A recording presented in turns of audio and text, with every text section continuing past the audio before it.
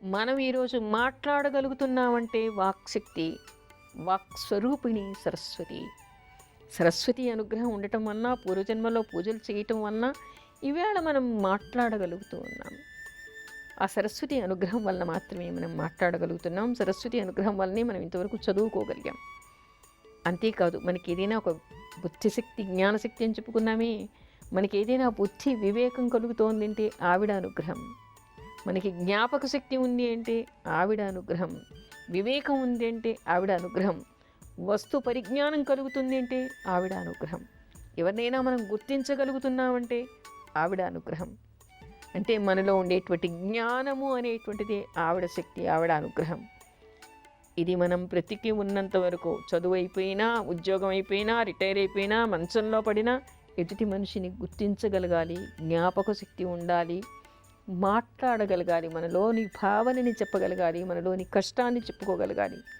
అంటే మనము పుట్టినప్పుడు మనకి వాక్శక్తి కావాలి. ఆవిడ లేకుంటే మగవాళ్ళం. మనకి పుట్టినప్పటి నుంచి మరణించే వరకు ప్రతి వ్యక్తికి సరస్వతి అనుగ్రహం కావాలి. చాలామంది అనుకుంటూ ఉంటారు, చదువుకునే వాళ్ళు సరస్వతి పూజ చేయాలి, మిగతా వాళ్ళకి అక్కర్లేదు, పిల్లలు సరస్వతి పూజ చేయాలి, పెద్దలకు అక్కర్లేదు అనుకుంటారు. కానీ మాట కావాలి, మాట్లాడగలగాలి, బుద్ధి కావాలి, జ్ఞాపక శక్తి కావాలి అనుకునే ప్రతి వాళ్ళు సరస్వతీదేవిని పూజించాలి, ఆవిడ అనుగ్రహానికి పాత్రులు కావాలి.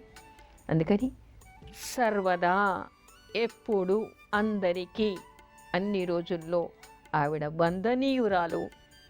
ఇంకొకటి ఏమిటంటే, సరస్వతి పూజ చేసేవాళ్ళు, సరస్వతిని నమ్ముకున్నటువంటి వాళ్ళు, విద్యా ప్రావీణ్యత రావాలి అనుకునేటువంటి వాళ్ళు అబద్ధాలు ఆడకూడదు. ఎందుకంటే వాక్స్వరూపిణి ఆవిడ. అహింస పనికిరాదు, ఎందుకంటే ఆవిడ సత్వగుణ సంపన్నురాలు. ఈ రెండు నియమాన్ని పాటిస్తూ ధర్మమైన దారిలో వెడుతూ ఎవరు సరస్వతీదేవిని ఆశ్రయిస్తారో ఆవిడ వాళ్ళను అక్కున చేర్చుకుంటుంది, ఒళ్ళో కూర్చోబెట్టుకుంటుంది, వారి స్వరూపమై ఆవిడ వెలుగుతుంది. అందుకని సరస్వతీదేవిని అందరూ పూజించండి. ఈవేళ వసంత పంచమి కేవలం పిల్లలకి అక్షరాభ్యాసం కోసమే కాదు, ప్రతి ఒక్కరం ఆవిడని మనసారా స్మరించాలి, ఆవిడ పాదాల్ని ధ్యానించాలి.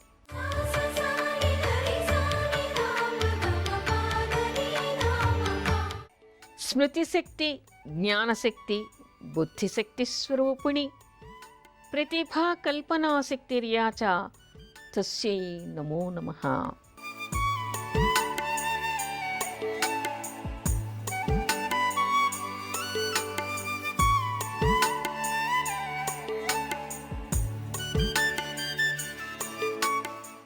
మీరు ఉదయాన్నే యాజ్ఞవల్క్య స్తుతిని చదువుకోండి విద్యార్థులంతా. కానీ ఒక విషయం, క్లాసులో కూర్చున్నప్పుడు, పరీక్ష రాస్తున్నప్పుడు, ఏదైనా ఒక విషయం మనకి జ్ఞాపకం రానప్పుడు ఈ మూడు నామాల్ని తలుచుకుని ధ్యానించి చెప్పుకుని, ఈ మూడు నామాల్ని చెప్పుకుని సరస్వతీదేవిని ధ్యానిస్తే వెంటనే మనకి ఆ విషయం జ్ఞాపకం వస్తుంది. భీష్ముడికి ఉండేటువంటి ఏ ఏ నామాలతో బదలాలి అనేటువంటి వాటికి మనకి కొన్ని పంచాంగాల్లో కనిపిస్తుంది. అదేవిధంగా కొన్ని పుస్తకాలు కూడా ఇప్పుడు మనకి మార్కెట్లో అందుబాటులో ఉన్నాయి. అవి తెచ్చుకొని కూడా భీష్ముడి నామాలు చెప్తూ తర్పణాలు వదలాలి.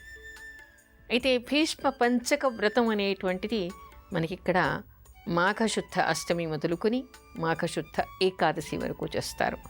అయితే ఆయన మరణించింది అష్టమి రోజైతే ఏకాదశికి భీష్మ ఏకాదశి అనేటువంటి పేరు ఎందుకు వచ్చింది అనేటువంటి సందేహం కూడా చాలామందికి కలగవచ్చు.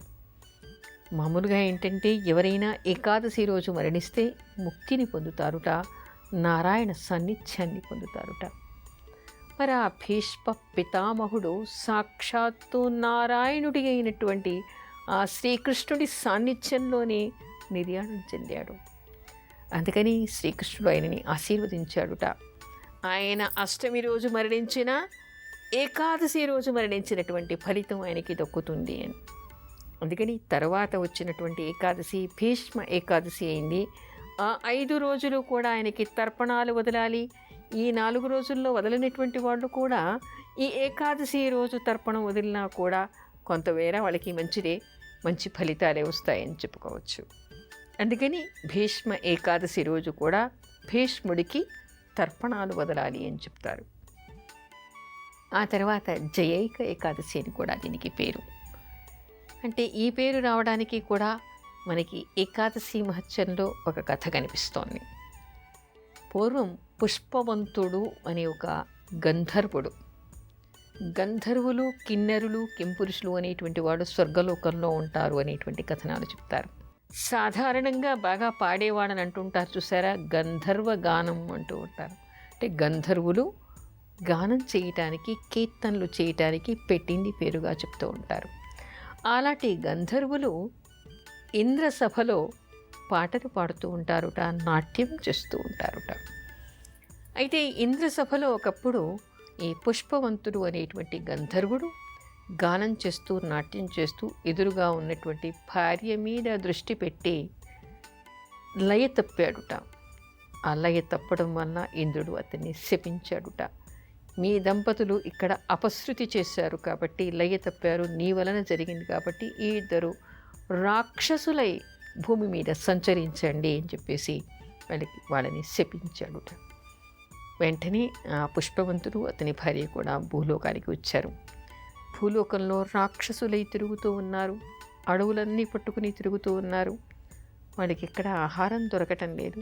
కొంతమంది మునుల్ని, ఋషుల్ని కూడా వాళ్ళు అడిగారుట.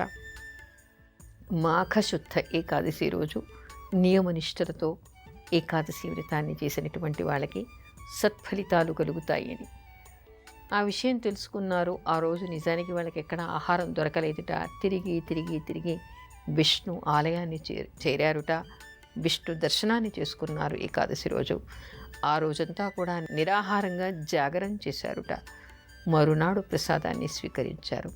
ఇంకేముంది, ఏకాదశి వ్రతాన్ని చేయటం, విష్ణు దర్శనం చేసుకోవడం, రాత్రి జాగరణ చేయటం, వాళ్ళు అనుకోకున్న నియమనిష్టలతోనే ఆ ఏకాదశి వాళ్ళకి గడిచింది కాబట్టి ద్వాదశి పాలన కాగానే తిరిగి వాళ్ళ శక్తులు వాళ్ళకి వచ్చాయిట. వాళ్ళకి శాప విమోచనం కలిగి మళ్ళీ గంధర్వులై మళ్ళీ స్వర్గలోకానికి వాళ్ళు చేరుకున్నారుట. అంటే ఇక్కడ మనకి కనిపిస్తున్నటువంటి విషయం ఏమిటంటే జయ ఏకాదశి, జయం కలుగుతుంది. ఏ విషయంలో? ఇక్కడ వాళ్ళకి శాప విమోచనం కలిగింది, జయం కలిగింది, పూర్వం కోల్పోయినటువంటి స్థానం వాళ్ళకి దక్కింది. కానీ ఎవరైనా, మీకెవరికైనా ఎలాంటి శాపాలు ఉన్నా, మీరు పోయినటువంటి స్థానాన్ని మళ్ళీ పొందాలి అన్నా, మీరు దేనైనా కోల్పోయినా, ధర్మంగా రావాల్సింది మీకు రావాలి అనుకున్నా, అలాంటి జయాలు కలగడం కోసం అని చెప్పేసి ఈ మాఘశుద్ధ ఏకాదశి వ్రతాన్ని నియమనిష్టలతో చేయటం వల్ల అక్కడ గంధర్వులు కాబట్టి ఒకరోజు చేస్తే ఆ కాలంలో వచ్చింది. ఈ కాలంలో మానవ మాతృలు ఏమిటంటే 1 సంవత్సర కాలం దీని దీక్షగా పోని మాఘశుద్ధ ఏకాదశి నుంచి మళ్ళీ మాఘశుద్ధ ఏకాదశి వరకు ఎవరు ఈ 24 ఏకాదశులు, ఒకవేళ అధిక మాసం వస్తే 26 ఏకాదశులు, ఎవరు నియమనిష్టలతో ఈ ఏకాదశి వ్రతాన్ని చేస్తారో వాళ్ళకి శాప విమోచనం కలుగుతుందని, ఆ విష్ణు అనుగ్రహం వలన వాడికి పోయినవన్నీ కూడా దొరికేటువంటి అవకాశమని, జయం లభిస్తుంది అనేటువంటి విషయం మనకి ఈ కథనంలో కనిపిస్తోంది. అందుకని మాఘశుద్ధ ఏకాదశి రోజు జయం కలగాలి అనుకునేటువంటి వాళ్ళు, శాప విమోచనం కలగాలి అనుకునేటువంటి వాళ్ళు, ఆ తర్వాత వాళ్ళు ఎందులో ఫలం సిద్ధించాలి అనుకుంటున్నారో అలాంటి ఫలాలు సిద్ధించటం కోసమని ఈ ఏకాదశి వ్రతాన్ని ప్రారంభించాలి.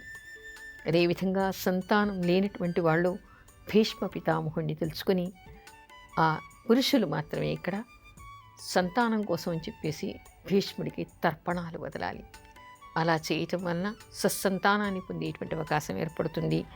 లేదా ఏకాదశి వ్రతాన్ని భక్తి శ్రద్ధలతో చేయటం వలన, నారాయణుడి అనుగ్రహం వలన పోయినవన్నీ మళ్ళీ దొరికేటువంటి అవకాశం, జయం లభించేటువంటి అవకాశం ఏర్పడుతుంది. అందుకని అత్యంత విశిష్టమైనటువంటిది వ్రతరాజము అని ఏకాదశి వ్రతానికి పేరు. కాబట్టి ఈ మాఘశుద్ధ ఏకాదశి వ్రతం చేసినటువంటి వాళ్ళకి జయం కలుగుతుంది అనేటువంటి విషయాన్ని తెలుసుకోవాలి.